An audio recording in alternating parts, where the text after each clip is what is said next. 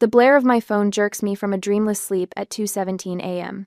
My security app flashes red with an urgent notification. Someone is at the greenhouse. My pulse quickens as I grab my keys and slip on yesterday's jeans, still crusted with soil at the knees. The drive to my property takes 11 excruciating minutes. My headlights catch the gate first, and my stomach drops.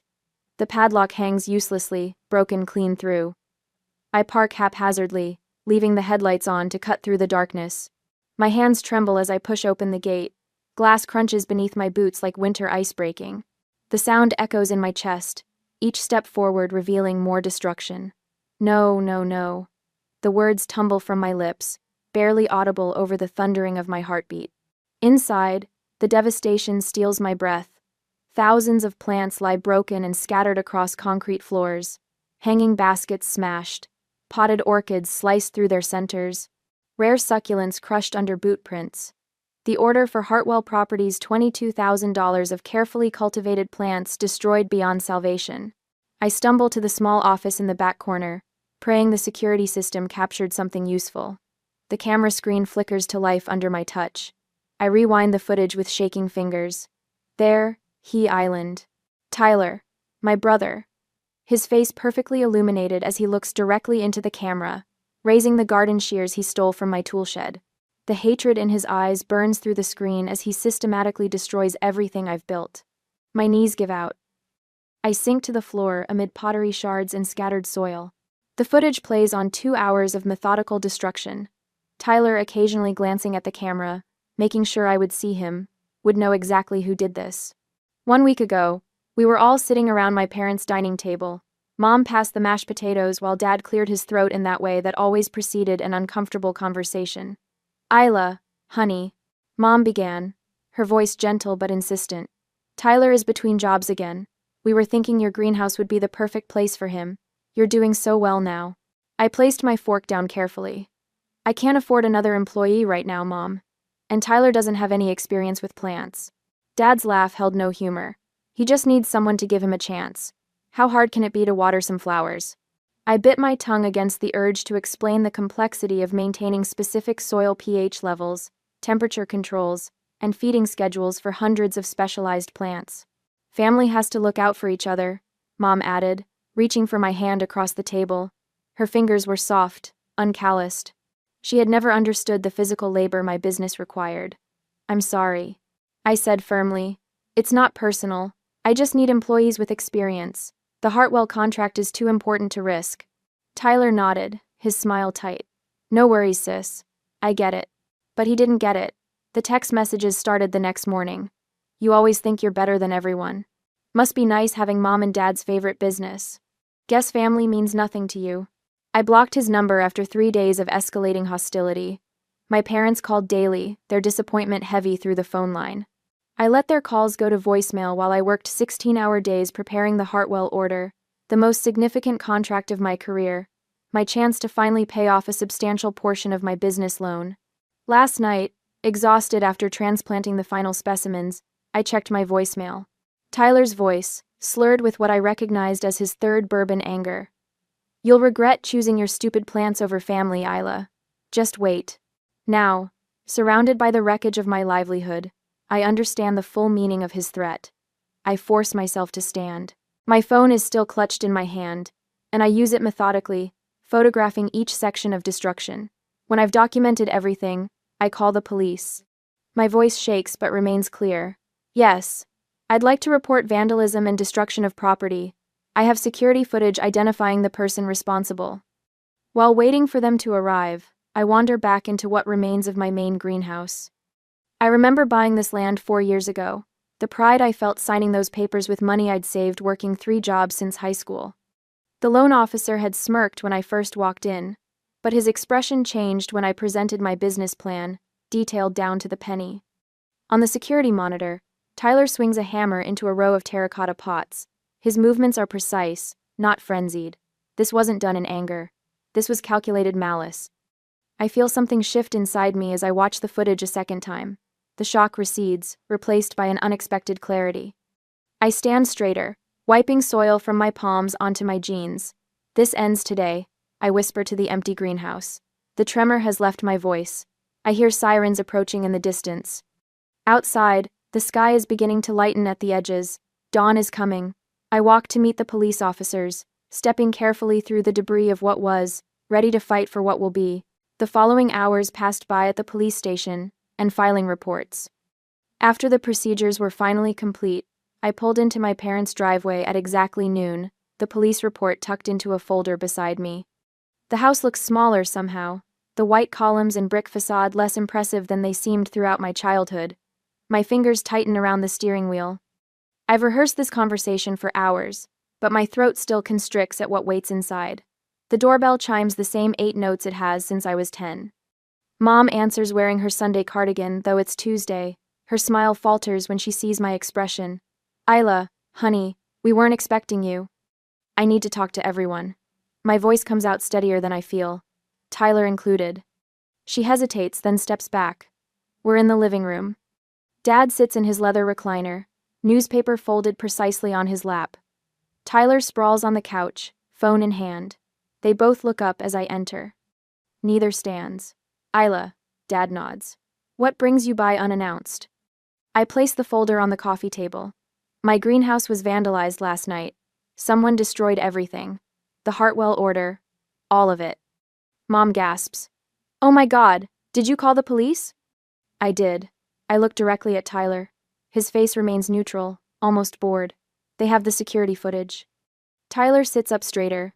I don't know what you're talking about. The practiced confusion in his voice makes my stomach turn. I pull out my phone and connect it to their television with 2 quick taps. The screen flickers to life, showing Tyler looking directly into my security camera. In the footage, he raises garden shears toward the lens in mock salute, before turning to systematically slice through a row of potted orchids. Mom's hand flies to her mouth. Dad sits perfectly still, newspaper crinkling under his tightening grip. Tyler's expression flickers between shock and anger as his recorded self destroys my livelihood. Turn it off, Dad says finally. I pause the video but don't close it. The police have all of this. They're filing charges for criminal damage and breaking and entering. The silence stretches tight as piano wire until Mom breaks it. Surely we can handle this privately, she pleads. As a family. Dad clears his throat. Isla, I understand you're upset. The greenhouse is insured, yes? I'll cover whatever the deductible island. He reaches for the checkbook in his breast pocket. Just tell them there was a mistake. You don't want this hanging over Tyler's future. A laugh escapes me, sharp and without humor. You still don't get it, do you? This isn't about money. Then what is it about? Tyler asks, voice rising. Punishment? Revenge? Consequences, I answer. Something you've never had to face. Mom steps between us. Please, Isla, we're family. Family, I test the word. Was it family when you gave Tyler a key to my house without telling me? For emergencies, you said? Their shared glance tells me everything. How long have you had that key? Dad shifts in his chair. Since you bought the place, but that's not. 4 years. The betrayal sits heavy on my tongue. 4 years you've had access to my home without my knowledge. Tyler stands now. You're overreacting. It's just a key. Just like it's just plants? I counter. Just business? Michael called me this morning. He told me you've been telling people I owe you part of the greenhouse, that it was supposed to be a family business. Well, it should have been. Tyler steps forward. Dad helped with your loan application. Mom helped with your business name. And when I needed something, one thing you shut me out. I look down at my hands. Soil still embedded under my nails despite scrubbing them raw this morning. Mom's hands rest on the arm of Dad's chair, her manicure perfect, not a callus in sight. The contrast strikes me suddenly. These hands have built something from nothing, while they've only taken. I'm not dropping the charges, I say quietly. Dad pulls out his checkbook. Name your price, Isla. Whatever the damage costs, plus extra for your trouble. I glance at the mantle where family photos tell our story. Tyler's graduation, parents flanking him proudly, Tyler's first car, ribbon on the hood, Tyler's college acceptance. In the corner, one small frame holds my business license photo, added as an afterthought. Some things can't be bought off, Dad. My phone vibrates. A text from Lisa, my assistant. I saw Tyler arguing with you last week. Happy to give a statement if needed. Earlier, Michael had called. I saw how he talked to you at the nursery supply. That wasn't normal. Let me know if you need a witness. Even Mr. Grayson from the bank had reached out. Your business plan was solid from day one, Miss Flores. We stand behind our investment in you. The Hartwell project manager surprised me most. Take the time you need. Your integrity is why we hired you. All these connections while I worked 16-hour days building something real. Where was my family then? I remember planting the first saplings on my property alone, muscles screaming, while they vacationed with Tyler in Florida. You don't understand what you're doing, Dad warns. This will change everything. Good. I tuck my phone away. Everything needed to change. Tyler's face contorts. The mask slips completely. You've always thought you were better than me, haven't you? Better than all of us with your precious plants and your self-made businesswoman act. Tyler, don't. Mom reaches for him, but he shrugs her off. You know what? I'm glad I did it. He's shouting now, spittle flying. You needed to be knocked down a peg. Always so high and mighty, looking down on me because I don't want to work myself to death for minimum wage. Stop it right now, Dad stands, but it's too late. What were you going to do? Call the cops? Oh, wait, you did. Tyler laughs bitterly. Always have to do the right thing, don't you, Isla? Mom turns to me, desperate. He didn't mean it. He's just upset. Even now, even with his confession echoing in the room, they shield him. I stand straighter, shoulders back. I never thought I was better than you, Tyler. I just worked harder. I gather the folder and my phone. On the coffee table sits a framed photo from last Christmas, the four of us in matching sweaters, smiling for the camera. I leave it facing down as I walk out. Behind me, I hear Mom start to cry. Dad calls my name once, then falls silent. The front door closes behind me with a quiet click that sounds like freedom. The first time I planted something that grew, I was 14. A science teacher handed out lima beans wrapped in damp paper towels. Mine sprouted first. While other kids forgot their plastic cups on windowsills, I carried mine home, checking it every hour. When that first true leaf unfurled, something inside me unfolded too. By 16, I sold potted herbs from a rickety card table in my parents' driveway. $20 profit that first weekend. I kept the cash in a coffee can labeled Greenhouse Fund, while my classmates spent allowance money at the mall. You're really going to save for 10 years? Dad laughed when I showed him the zoning requirements for agricultural business property. That's not realistic, Isla. In the kitchen, Mom patted my shoulder. It's a lovely hobby, sweetie. The next day, Tyler drove home in his graduation present a glossy red Mustang that cost more than my entire savings goal. I watched from my bedroom window as Dad handed him the keys, both beaming with identical grins. That night, I applied for my second job stocking shelves at the hardware store. For 3 years, I worked mornings at the coffee shop, afternoons at the hardware store, and weekends at the garden center. I slept 4 hours a night and took online business courses during lunch breaks. When customers complained about soil under my fingernails while I served their lattes, I smiled and apologized. Every tip went into the coffee can. The loan officer, a man with shiny cufflinks and a Harvard diploma on his wall, barely glanced at me when I first walked into his office. I was 22, wearing my only blazer and carrying a binder held together with duct tape. So you want to grow plants. He flipped through my business plan without reading it. I want to build a specialized greenhouse focusing on drought-resistant ornamentals and rare specimen plants for high-end landscaping contracts. I kept my voice steady, the words practiced in front of my bathroom mirror for months. His eyebrows lifted. Let's see your projections. 3 hours later, he approved the loan for half my requested amount. It's the best I can do for someone with no business history. Take it or leave it. I took it, knowing I'd need to build the first greenhouse myself. The land I purchased sat 10 miles outside town, 27 acres of overgrown field with poor drainage but good southern exposure. The previous owner had abandoned it after failing to develop a subdivision. I got it for 30 cents on the dollar. That first year broke me down and rebuilt me. Every morning before my shift at the coffee shop, I cleared rocks and pulled stumps. Every evening after the hardware store, I dug drainage trenches by headlight. I slept in my truck most nights, too exhausted to drive home, using a tarp as my blanket. Rain soaked me. Sun blistered my shoulders. Mosquitoes feasted on every exposed inch of skin. Tyler visited once, pulling up in his Mustang while I was laying irrigation pipes. This is what you're killing yourself for? He gestured at the muddy field, the stack of lumber, the single-frame wall I'd raised. Looks like a whole lot of nothing to me. I straightened, wiping sweat from my forehead. It's not nothing to me. Whatever. He shrugged, hands in his pockets. Mom wants you to come to dinner Sunday. Dad's golf buddy is bringing his son. She thinks you'd hit it off. But can't. I'm pouring the concrete foundation. He rolled his eyes. You know they worry about you, right? This isn't normal. This isn't. I turned back to my work without answering. He left tire marks across my newly graded driveway. The first greenhouse took shape over autumn. A landscaper named Michael stopped by one afternoon when I was struggling with the roof beams.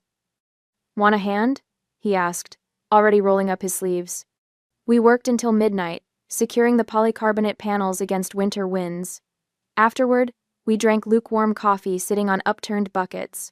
Most people hire contractors for this kind of work, he said. Most people have more money than determination. I flexed my blistered hands. I have plenty of the second. During winter storms, I slept on a cot inside the greenhouse, afraid the structure wouldn't hold against the wind. When pipes froze and burst, I spent 3 days replumbing the entire system. When wholesalers wouldn't extend credit to a new business, I drove 6 hours each way to buy directly from growers, cramming seedlings into every inch of my truck. The morning I signed my first landscaping contract, $8,000 for a hotel renovation, I called my parents. That's wonderful, honey. Mom said, distracted. Tyler just got a promotion at the insurance office. We're taking him to Whistler to celebrate. I'd invite you, but I know how busy you are. I hung up and stood alone in my empty office, a metal desk inside a shipping container surrounded by invoice copies and growing schedules pinned to plywood walls. Outside, thousands of plants flourished under my care. When the Hartwell contract came, $22,000 for a corporate headquarters installation, I spent every waking minute preparing. Each plant was perfectly placed, labeled, and documented. At midnight on the final day of preparation, I allowed myself a small celebration. 1 cup of coffee on my truck tailgate, watching moonlight play across rows of healthy plants. Only that night did I feel successful. Then came 2:17 a.m. and the security alert that shattered everything. The morning after Tyler destroyed my greenhouse, I stood among the wreckage as dawn broke, already making lists in my head. The insurance adjuster arrived at 9, expecting tears and confusion. Instead, I handed him a complete inventory with photographs, purchase dates, and replacement costs. Most people don't keep records this detailed, he said, surprised. I'm not most people. When I returned from my parents' house, 3 cars had pulled into my ruined driveway. The owner of the coffee shop where I'd worked years before, a regular customer from my first plant sale. Michael, holding 2 cups of coffee and work gloves. We saw what happened on the community page, the coffee shop owner said. Thought you could use some help. They stayed until sunset, clearing debris and salvaging what plants could be saved. Michael worked silently beside me, matching my pace without conversation. My phone rang as we finished. The Hartwell project manager. I heard about what happened, she said. We can adjust our timeline if you need it. I looked across the devastation, at the small pile of salvaged plants. I appreciate that. We chose your company because of your reputation for quality and resilience. That hasn't changed. When the court date arrived 6 weeks later, I wore my work clothes clean but bearing the permanent soil stains of my profession. The courtroom smelled of furniture, polish, and anxiety. Tyler sat with our parents, all 3 dressed as if attending church. I testified without embellishment. The security footage played on the courtroom monitor, Tyler's face clearly visible as he systematically destroyed years of my work. The judge watched without expression. When it was Tyler's turn, he spoke of stress and misunderstandings, of feeling excluded from family business opportunities, of deep remorse that didn't reach his eyes. Our parents sat directly behind him, not in the neutral middle row. The judge's ruling was swift: full restitution, 200 hours of community service, a no-contact order. Tyler's face hardened as the terms were read. I walked out alone, squinting in the sudden sunlight. The greenhouse waited, already half rebuilt. Unlike the family behind me, it stood on foundations I could trust. 2 days later, the crunch of gravel under heavy boots announces the security installers arriving at 7 sharp. I'm already on my second coffee, having been awake since 4, reviewing blueprints for the rebuilt greenhouse. Sleep comes in short bursts these days. We'll start with 8 cameras, I tell the lead technician, pointing to the property diagram I've marked with red X's. Full coverage of every entrance, the parking area, and a special focus on the new greenhouse foundation. He nods appreciatively at my preparation. Most folks just tell us to make it secure and leave it at that. I manage a small smile. I'm not leaving anything to chance again. The insurance check arrived yesterday, $18,000. Not enough to replace everything, but enough to begin. I've been sleeping on a cot in my small office, guarding what remains while planning the resurrection. Every penny has been allocated in my new spreadsheet. Security first, then structural repairs, then plants in strict order of profitability. The doorbell chimes as the technicians team gets to work. A woman I recognize from the Chamber of Commerce stands at the door holding a gift basket and an envelope. Isla Flores? I'm Catherine Daniels. We've never formally met, but the business association wanted to extend our support. She gestures at the destruction still visible through the broken glass walls. We heard what happened, and we want you to know the local business community stands with you. I accept the envelope with soil-stained fingers. Inside is an invitation to join the association with first-year dues waived, along with contact information for 3 new potential clients interested in commercial landscaping. Thank you, I say, the words feeling inadequate. Your resilience has impressed a lot of people, Catherine says before leaving. Not many would be rebuilding so quickly.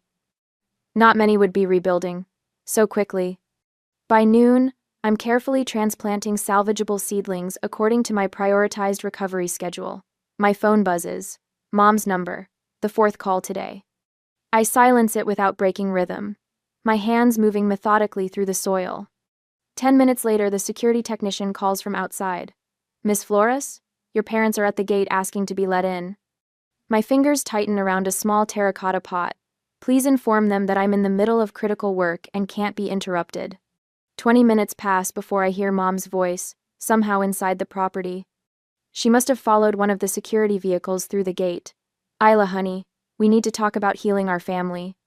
I don't look up from my work. This is private property. The business is closed for repairs. He's your brother, she says, her voice breaking. Family forgives family. Now I stand, wiping soil from my hands onto my jeans. I'll be happy to talk when Tyler completes his court-ordered restitution and community service. Until then, I have nothing to discuss. Dad steps forward from behind Mom. We've contacted Pastor Williams. He's willing to mediate a family meeting. No, I say quietly, but with absolute certainty. I've documented this visit. Please leave, or I'll have to call the officer handling my case. Their faces show the shock of unfamiliar consequences. They've never heard this tone from me before. That evening, I noticed Tyler's truck driving slowly past the property, despite the no-contact order. I photograph the vehicle and forward it to my lawyer without emotion. Each violation strengthens my case. Each documented instance builds the wall between my past and my future. Later, I find 3 new 1-star reviews online for my business, all posted within an hour. The writing style matches Mom's Bridge Club friends. I flag them as harassment without reading beyond the first lines. The next morning, Michael arrives with coffee and bagels. What started as professional landscape architecture consultations has evolved into something neither of us has named yet. The new greenhouse frame arrives next Tuesday, he says, consulting his tablet. I've confirmed with the manufacturer. I nod, allowing myself a moment to appreciate how he remembers every detail without being asked. I'm hiring 2 assistants next week, part-time to start. He looks up, surprise evident. You've never wanted employees before. I can't build this alone anymore, I admit. The words feel strange in my mouth, an acknowledgement of both limitation and expansion. And the Westridge corporate contract needs more hands than mine. The Westridge contract? When did that happen? This morning. They called after seeing that article in the Business Journal. I hadn't sought publicity, but a reporter had found the court case and turned it into a story about small business resilience. Michael grins. That's twice the size of Hartwell. I know. For the first time in weeks, I allow myself a genuine smile. I'm making the first extra loan payment on Friday. We walk the property together, discussing placement for the expanded growing areas. The old greenhouse foundation has been cleared, ready for something larger and stronger. Through the chain-link fence, I notice several members of my parents' country club watching us with uncomfortable expressions. News travels fast in this town. Your mother called me yesterday, Michael says casually. testing a support beam. I freeze. What? Asked if I'd talk some sense into you about dropping the charges. Seemed shocked when I said you were making the right decision. The familiar pressure builds behind my eyes, but I blink it away. They'll try everyone eventually. Thank you for. For what? For not needing an explanation. That evening, I receive a text from an unknown number. One of my employees from last season asking if positions are still available. Then another from a local supplier offering credit terms to help with the rebuild. I sit at my makeshift desk, surrounded by growing signs of recovery. Security cameras now monitor every approach to my property. New relationships with neighboring businesses ensure multiple eyes watching when I'm not here. The greenhouse frame scheduled for delivery. 2 new employees starting Monday. The Westridge contract signed and filed. Tyler took what I had built, but in doing so, he forced me to build something stronger. I review my planting schedule one last time before allowing myself 6 hours of sleep, the most I've scheduled since that night. Tomorrow brings another day of calculated growth, another day of boundaries maintained, another day of rebuilding not just what was, but what should be. For the first time since the destruction, I fall asleep without checking the security cameras first. After 6 weeks of boundaries and unanswered calls, Mother's text arrives as I'm finishing inventory. Family dinner tonight, 7 p.m. Time to make peace. I read it 3 times, stomach tightening. This feels like another ambush. But avoiding them forever isn't the solution. You don't have to go, Michael says when I call him. But if you decide to, I'm coming with you. I'm coming with you. I decided to go, but I am bringing all other evidence of my brother's harassment. That evening, his steady presence beside me as we pull into my parents' driveway steadies my breathing. The house looks exactly the same: pristine lawn, polished brass knocker, autumn wreath perfectly centered. Mom opens the door before we knock, her smile too bright. Isla, sweetheart. She embraces me stiffly. Her perfume, the same she's worn for 20 years, tickles my nose. And you must be Michael. So nice to finally meet you. And me say. The dining room glows with candlelight. Mother's best china gleams on the table, alongside crystal water glasses that appear only for special occasions.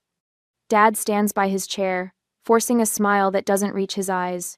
Good to see you, princess, he says, using my childhood nickname for the first time in a decade. Something feels off. The table is set for 5. Then I hear footsteps from the kitchen.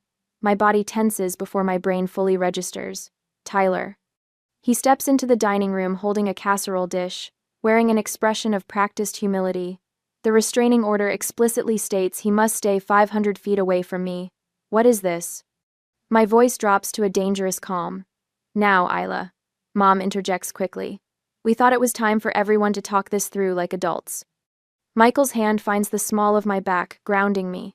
I notice Dad's eyes track the movement, his jaw tightening. Tyler isn't supposed to be within 500 feet of me. I say quietly, that's not my rule, it's the court's. Which is exactly what we need to discuss, Dad says, gesturing to the chairs. Sit, please. Your mother made pot roast. The audacity is breathtaking. I remain standing. We're family, Mom continues, her voice slipping into the gentle manipulation I've heard all my life. What will the neighbors think? The Flores family in court against each other. Your grandfather would be heartbroken.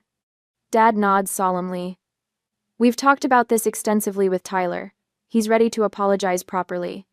On cue, Tyler steps forward. Isla, I'm truly sorry for what happened. I was in a bad place, but I've been going to those anger management classes. I've changed. His words flow too smoothly, rehearsed in front of our parents' bathroom mirror, no doubt. I've heard variations of this speech since we were children, after he broke my science project, after he borrowed my car and crashed it, after each disaster that our parents helped him escape. What exactly are you hoping will happen tonight? I ask, looking between the 3 of them. Mom reaches for the bread basket. Well, we thought once Tyler apologizes, you could reconsider pressing charges. Your father can cover any remaining damages. The insurance already covered the damages. I say. The criminal record is what's hurting him, Dad explains, as if I don't understand. He's had 3 job interviews fall through because of it. I open my messenger bag and remove a folder. This is a printout of Tyler driving by my greenhouse 4 times last week, I say, placing the first page on the table. This is from yesterday. when he parked outside my house for 27 minutes. Another page. And this is a copy of the messages he sent from different numbers since his regular one was blocked. Their faces reveal everything. They knew. True amends would mean respecting the boundaries set by the court. I continue.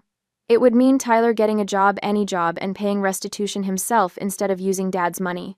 It would mean actual change, not just words. Mom's hand flutters to her throat. Isla, family is above all. No, I interrupt, my voice firm but not loud. Respect is above all. Consequences are necessary. Glow. You've always been so high and mighty, Tyler snaps, the mask of contrition slipping. You think your precious plants make you better than everyone. Dad stands, reaching for his wallet. Look, I'll write a check right now. Whatever amount you want. Let's put this ugliness behind us. This isn't about money, I say. It never was. Mom looks genuinely confused. Money and appearances have always been their solution to everything. I stand straighter. When you're ready to respect my boundaries, the legal ones and the personal ones, I'll be here. But reconciliation requires changed behavior, not just words. Tyler's face contorts with rage. You self-righteous bitch.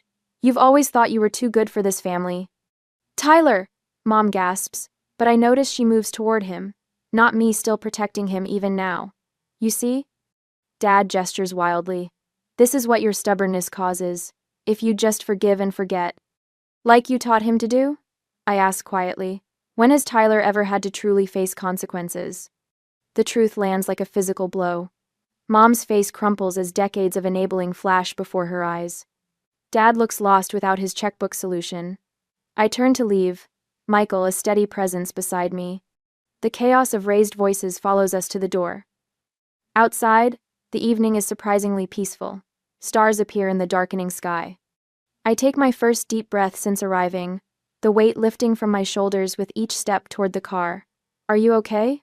Michael asks as we drive away. I watch my childhood home recede in the side mirror. For the first time, it looks small. Yes, I answer, surprised to find it's true. I really am. Morning sunlight streams through the newly installed skylights, casting diamond patterns across my expanded greenhouse floor. 1 year has transformed this space from devastation to abundance. Plants of every variety stretch toward the light, orchids with arching stems, succulents forming geometric patterns, and hanging ferns creating living curtains in the corners. Miss Flores?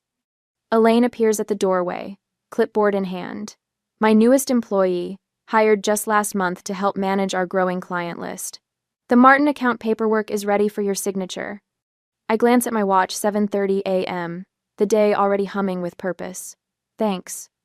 I'll review it before our team meeting. I adjust the drip irrigation system for a row of specialty herbs destined for Chef Anthony's restaurant next week. In my office, a simple space I built with reclaimed wood and large windows, I pause before the framed business plan hanging beside my desk.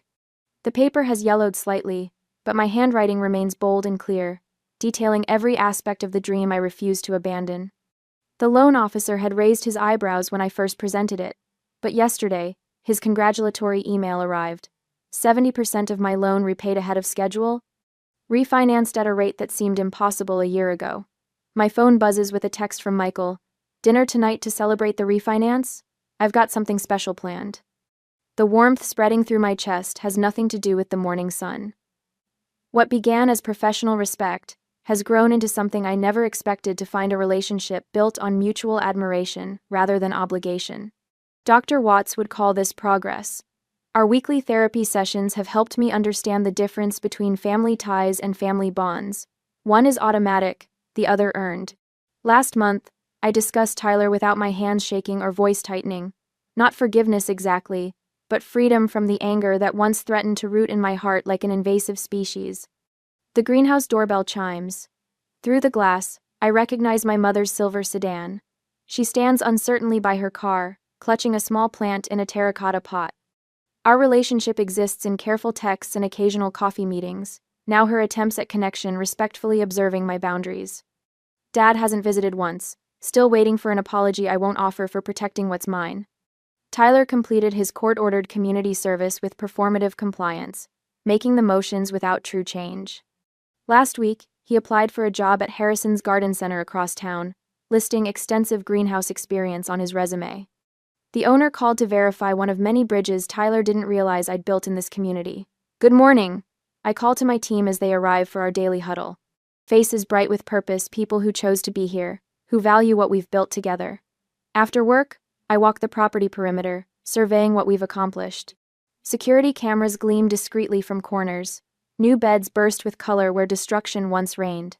The client whose order Tyler destroyed now places orders triple the size, impressed by how we handled adversity. Michael arrives as evening softens the light. He seems nervous, fidgeting with something in his pocket as he suggests a walk through the largest greenhouse. Beneath the arbor of climbing roses I propagated from cuttings, he kneels, question and ring offered together. Later, we host an impromptu celebration dinner with my employees and friends, the family I've chosen. Laughter echoes across tables set among flowering plants. When we raise glasses in toast, my eyes catch the newly installed sign above the main entrance, Flores Family Greenhouse. The name remains, but its meaning has transformed completely. Family is what you build, not just what you're born into. And what I've built will continue to flourish, season after season, rooted in strength rather than obligation.